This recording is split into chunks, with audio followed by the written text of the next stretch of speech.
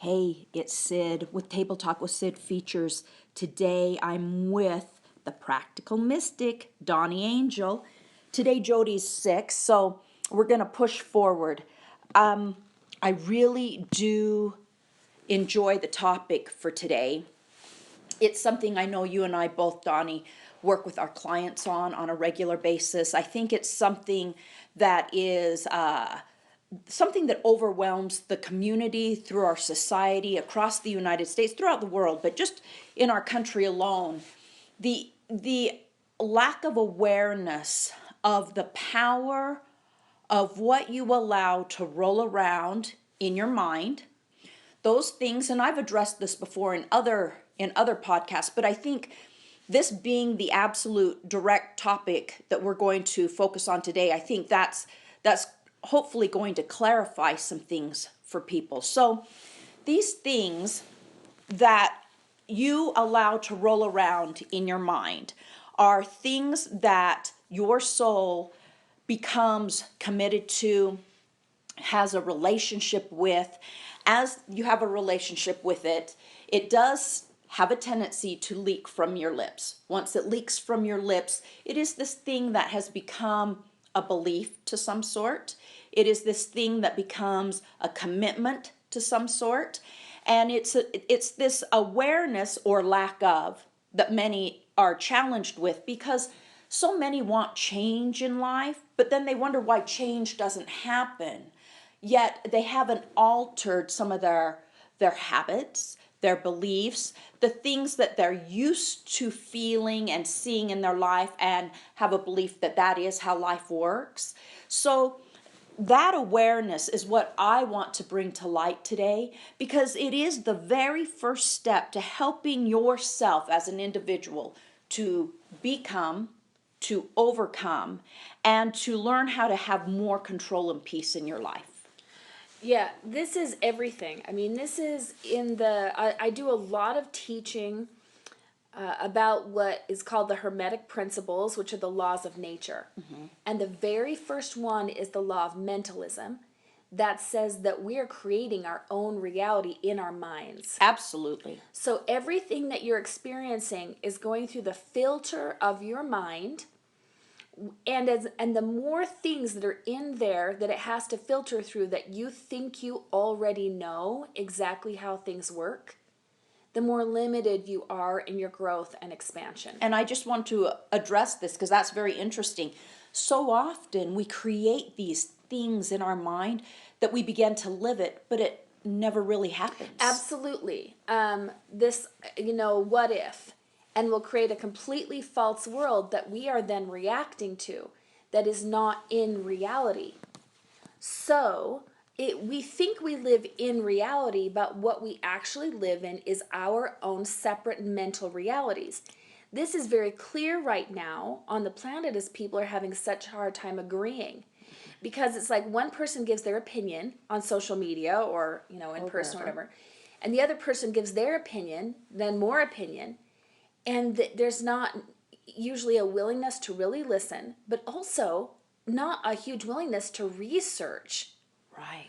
And actually look at what are the statistics in what's the best way to do this? Because there's been research done on so many of these subjects, but people think they already know, and so they stop looking. And what's interesting is these biases that we all have, every single person, 100% of everyone on the face of the earth owns that. And it is created and formed through our own personal history of how we were brought up, the hiccups we've had, the downfalls, the challenges. All of these things create this belief system, whether right, wrong, or otherwise, within us.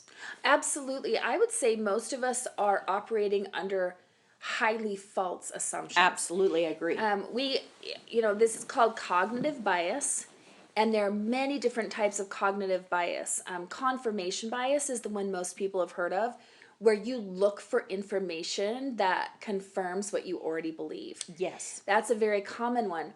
The one I am up against with most of my clients, and I would say I spend at least half of my sessions on this one, is called control bias. And it's a belief, which is actually an illusion, that they can control or influence things they have no control or influence over. Right. And so they spend so much time and energy, and not they, I do too. We all do it. Sure. I'm really trying to notice when I'm doing that. But we use so much energy trying to control things we can't control, like other people, like the government, right? That we don't have the energy to then be present for the things we do have influence over and control, like ourselves. Right. And change is one of these things that many see as so difficult. Change, it touches the soul, it touches your history, it touches everything about you.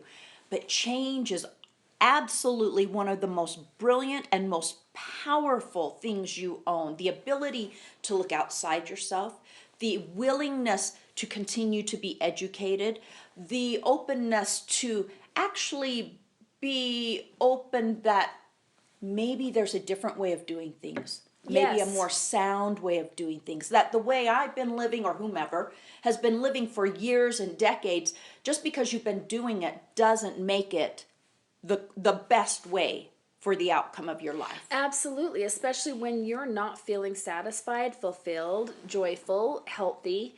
There's obviously something to change. So here's the thing, the way that we have dealt with change, a lot of times in psychology or even medically or anything, as we say, we need to change the behavior. Okay? That the thing about that is that the behavior is the branch. That's correct. It's like, and I hate to say it, but I bring it up all the time, it's like addiction. So often people are busy trying to solve that alcohol or that drug, when really it's the core. It's down much deeper. You Much have to deeper than find that. where that switch is. Where's that trigger? What is that? Well, and it almost always comes back to even deeper than a belief, to a value. What do Absolutely. we value? Oh my gosh, Dawni, I can't tell you. Do you hear me breathing? Because I was just having this conversation just yesterday with an individual who also, because I deal so much with addiction, and he couldn't wrap his head around the fact that value is this core thing that so many lack. And when you lack value for simply just your worth and who you are, then the soul, every soul wants, needs, and is meant to have value. So when you don't have value, you're searching for value. If you don't feel you can find value, often that's what causes an addiction, right? Because now they're reaching out to something to cover it up, to mask it. But you're absolutely right. This thing of value is the core, because once your soul feels value, no longer is it constantly looking and searching for that. Outside of itself. And Correct. of course, we all have inherent and intrinsic and priceless. We're priceless. It's the acknowledgement of that and the deep understanding and belief of that that makes all the difference. So when you're, if you go to a therapist and they're just there to say, stop doing that. Right. So you say, I have this behavior that's not working for me. Mm-hmm. So in my case, right, that would be something to do with like sugar and food, because that has been my drug of choice. And if someone tells me just stop eating that means nothing to me. Right. That does nothing for me, right? Correct. So that's the behavior. That's the branch. Well, what's the root? Mm-hmm. And so for me personally, that's the journey I've been on in this, because that is my weakest link. Mm-hmm. What did you find for yourself? So I found two things. I actually found a physical aspect of it, a physiological aspect of it, which is that I wasn't really understanding how our bodies work. Okay. And there is an amazing book called Why We Get Fat and What to Do About It that I found that explained the physiology to me behind how our bodies actually function with glucose and insulin. See, as long as I thought that I knew how my body worked without researching it, right, I was under all those cognitive biases. Exactly. So I was under false information. And there you go. I just wanted to clarify what that meant. Yep, false information of what you yourself decided to believe. Right. And so that was the physiological aspect. Well, there's also the all the emotional and the belief, and going again back to value. Right. So for me, it came down to that when I was younger, so when I was in my teens and 20s and 30s, my one of my core values was to look good and to be attractive. And it did not get me at the time the attention I actually wanted. It got me a lot of unwanted type of attention. And so, on some deep subconscious level, I decided that I didn't want that kind of attention anymore. And ate what I needed to put on some extra weight and not To have that kind problem of solve attention. that. But this was all subconscious, Right. right? So, for me, I had to get to the root and make the subconscious conscious, Right. with also the physical aspect of the education and the information that I needed. Yes. So awareness, I want to address that. That's part of being aware. And, again, speaking to one of my clients the other day, it's very interesting to me, his fear of this awareness thing. He was afraid that if he actually was aware, it would then prove to him that he was a failure, that he was a downfall, that he had made horrendous choices throughout life, when awareness actually is one of the most brilliant vehicles in your life. It's the only vehicle. It It's will. the only possible way through this is awareness. Otherwise, you're going to keep getting exactly what you've already got. Correct. And being aware, and often, and I say to my clients too, once you're aware, it doesn't mean, because some people are incapable of doing this, doesn't mean you have to go act on it right now, because things are not going to change overnight. But having that awareness and letting it marinate in you for a little bit, so that you're aware of what your awareness and the steps you can take to then begin to help yourself. But this thing of hiding under the sand and wherever you can and not wanting to be aware because you feel that it's a downfall is just backwards thinking. Well, it doesn't work. And I actually had a post that I had written on Facebook on my Practical Mystic page about this very thing. Because awareness has been the only way that I have been able to heal, to move forward. And let's see, I said, if you were to do exactly what you want, with the only caveat being full awareness of why you're doing it and what the effect is in your life and the lives of others, the pure awareness alone would shift the behavior into true alignment. Absolutely. Because you start to see the cause and effect. You start to see, when I do this, this is how it feels, this is how it works or doesn't work, this is how it affects the people around me. This is the return. Yes, and when you have that deep awareness, that awareness itself will start to shift your life. What happens is, so much of it is subconscious. Yes. That we are not even having that direct relationship between cause and effect. Oh my word, every time I eat this thing, I get a stomach ache, I'm tired all afternoon, I'm grouchy later, or whatever the thing is. And then we kind of take the guilt and the shame out of it and just be with the cause and effect of it. That will start to shift it. But this is not how we're taught. Right. So many of my clients will come to me after years of failed therapy. They've gone to their religious leaders. They've gone to their friends. Some of my clients have been seeing the same therapist for 10 years or tried out 20 different therapists. And all along, it's been their behavior that someone has been trying to shift. Right.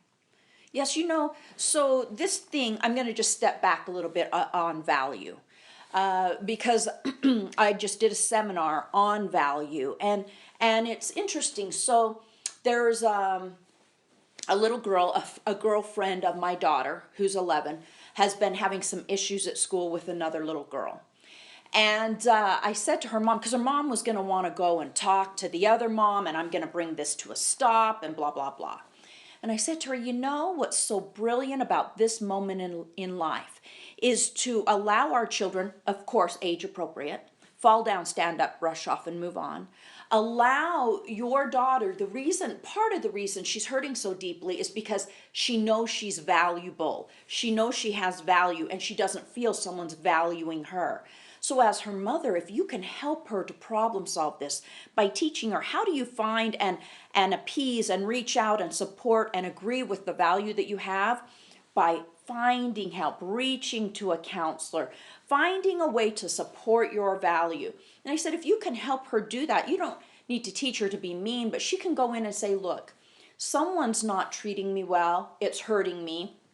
I really need help, not to be mean to the girl, but to help me set value boundaries. Right. Help me set ways of dealing with this individual. And then what you've done is you've given her these life skills of how to continue to value herself when others aren't valuing her, which is a life lesson of awareness, right? You've taught this child already, okay, what are you being aware of? Not just that I'm sad and frustrated. Yeah, but what's happening? But what's the awareness? What's happening? How does that feel? And here's a really powerful question. What's true? Is that Absolutely. true? Okay, well, I feel worthless. Is it true that you're worthless? Right. If we teach our children and ourselves how to question our thoughts, is it even true? So many of the thoughts we have are false to begin with. Absolutely, and I appreciate that because the little girl that was being mean to the other little girl was telling her, you're this, you're that. And I said to the mom, I said, take a step back. Is it truth? You need to help your daughter determine what's true about herself, what she knows to be true about her core, about her value, about she as a person. And I said, if you can help her know truth, just like what you're speaking of right now, at a young age, she will have these life skills as she gets older, because you look at the amount of adults that lack the ability to find the truth about them. Well, I just barely went through this, right, with my divorce. And I know you know this feeling. It's like it's coming at you. You're this, you're that. And everything that he would say, I would stop and I wouldn't defend. Because, of course, my knee-jerk reaction was defensiveness. Mm-hmm. And I wanted to project it back onto him. And instead, I would just breathe and I would ask myself, so this thing he just said, is there any truth in it? And I'll tell you, sometimes there was. Sure. Okay? And that's powerful, too. That's powerful, too. So, when he's like, okay, you've let yourself go. And I said, okay, is there any truth in that?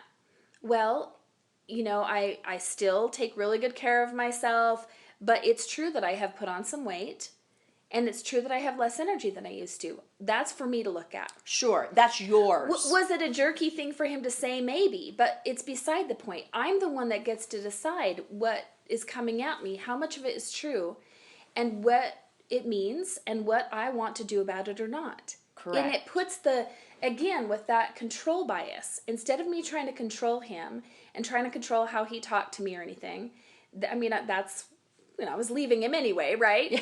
So then it was like, but what in my own life do I have influence over? And it turns out that I have a lot of influence and control over my own wellness, and that's where I've put my energy. Absolutely. And I like that, because when someone works from the core of finding value for themselves, so then when the junk comes at you, which it will, 100% of the time, because you can't live on this earth without it.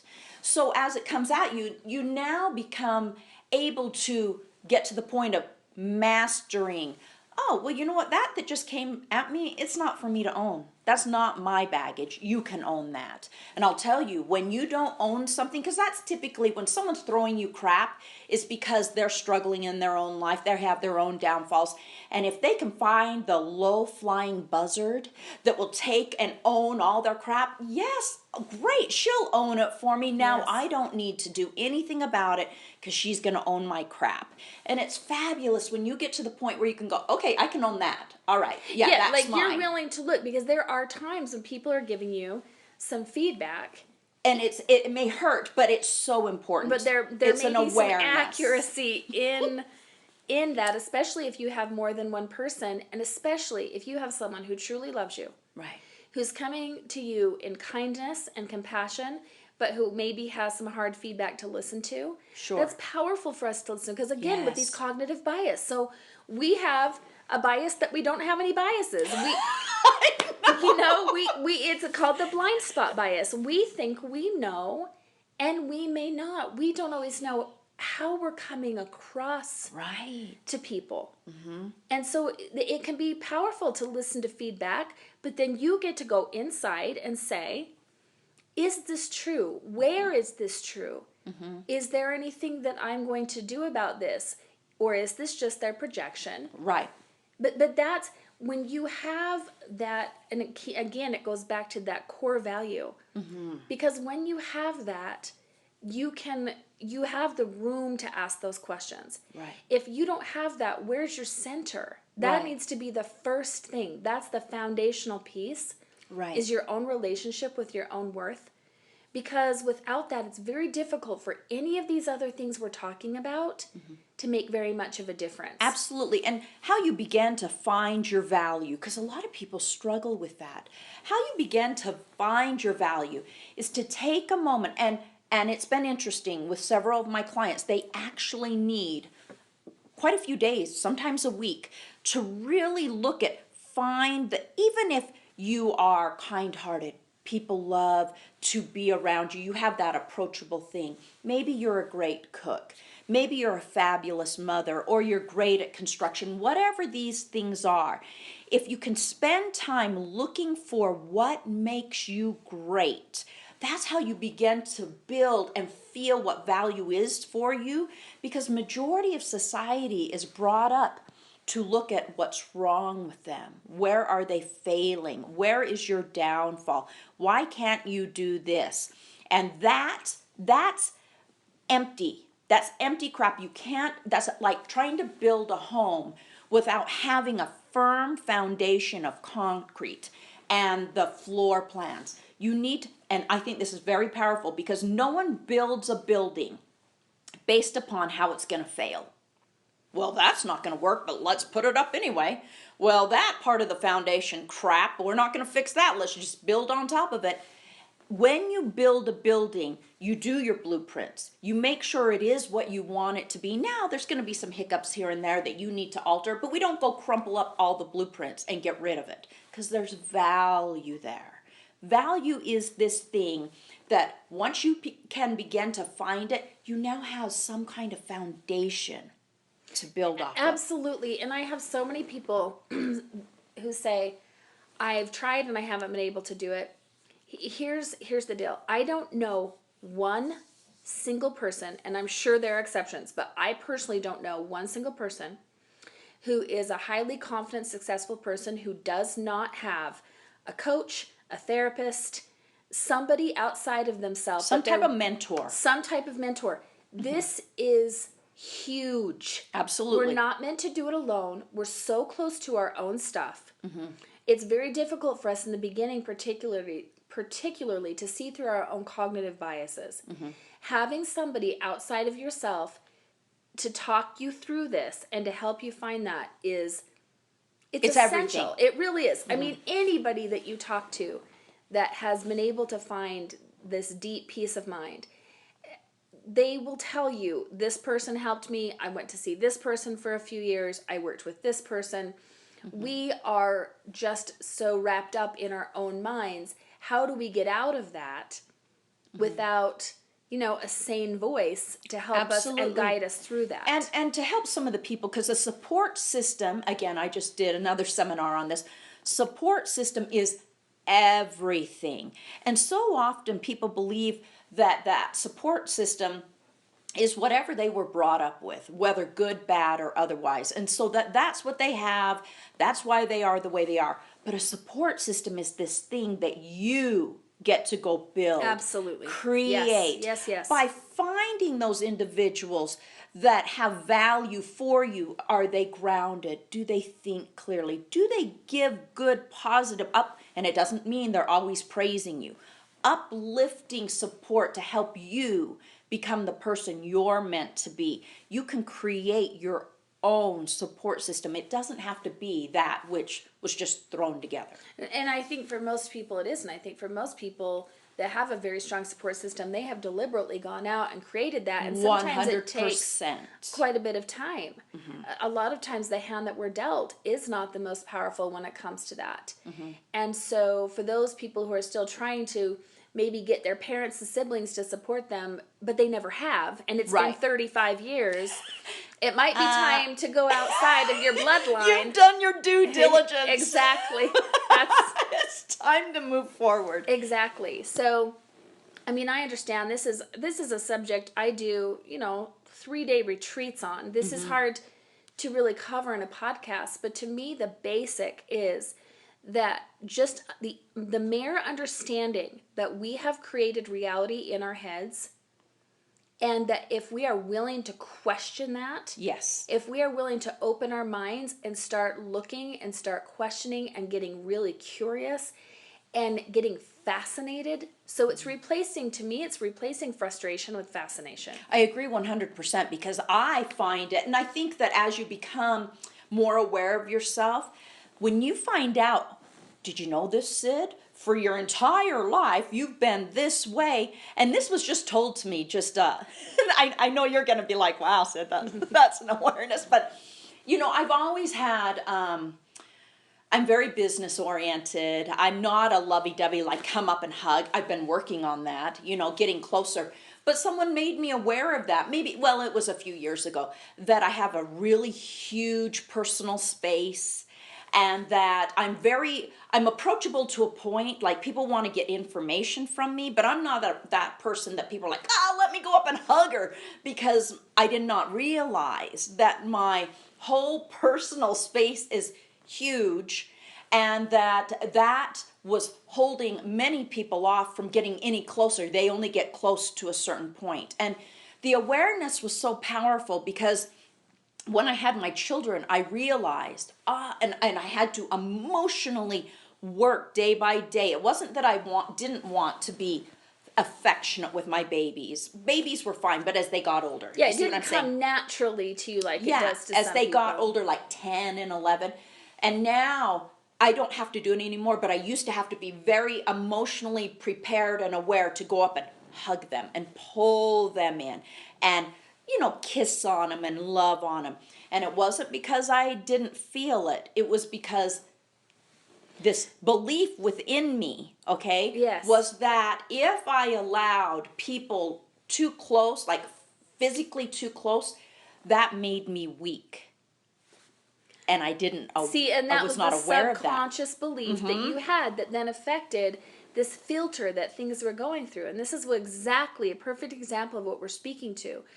What are your filters? And you don't know until you start looking at, here's this result that I'm getting, right, that I don't necessarily love, and you start to pull on that thread and go backwards to see what's at the root of that in the first place. Absolutely. And what's amazing is when you do have that awareness, actually, in all reality, it made me a stronger, more balanced, powerful woman by being able to be more affectionate with people, being able to be willing to allow more people into my space, right? Well, yeah, because then you had the awareness that that's what you were even doing. Yeah, I didn't even know it. And I would say that's fabulous. The case for most, if not all people, is they're not even necessarily aware of how they come across, because if they were, they would at least question that and start to look at it. Yeah. And so that's a perfect example also, that not everything that comes to you that's a little uncomfortable is bad. Often, if we can take a moment, how much of that is truth? Is there truth in there? And then take time to look at it and know that it's not devaluing you. All it is a stepping stone to help give your soul more of an awareness of your value. I'd rather know. At this point, I've had so much growth and expansion come from facing up to these uncomfortable truths that I've learned it's better to know. I'd rather know what I'm actually dealing with, know what my filters are, because once I know what they are, I can question them. Absolutely. Otherwise, they just feel like truth. And you'll hear people, all men are this way. Yeah. Or all dogs are this way. They have these biases that they've come up with for a reason. but that just don't serve. And a lot of the Correct. biases we come up with as children to protect us, their defense mechanisms, are not relevant anymore now. We don't need them. Correct. So it's good to see them. It's good to, and again, I know that people out there listening to this, well, how do I do that? Please go see somebody. I don't know what else to say. I mean, I've been thinking so much about this, and I know people probably think that I have an agenda because this is what I do, right, for a living. I'm not even saying you have to come see me. Right. But see somebody that can help talk, because we can see in other people. It's easier to see things Sure. in other people than in ourselves. Within yourself. And any good therapist or life coach or mentor, they're going to be seeing someone themselves. Right. I make sure that I am clear, completely clear for my clients by handling my stuff with, I see somebody too. I would never be hypocritical and tell you to do that when I'm not doing that. Trust me, I'm also doing that. Right.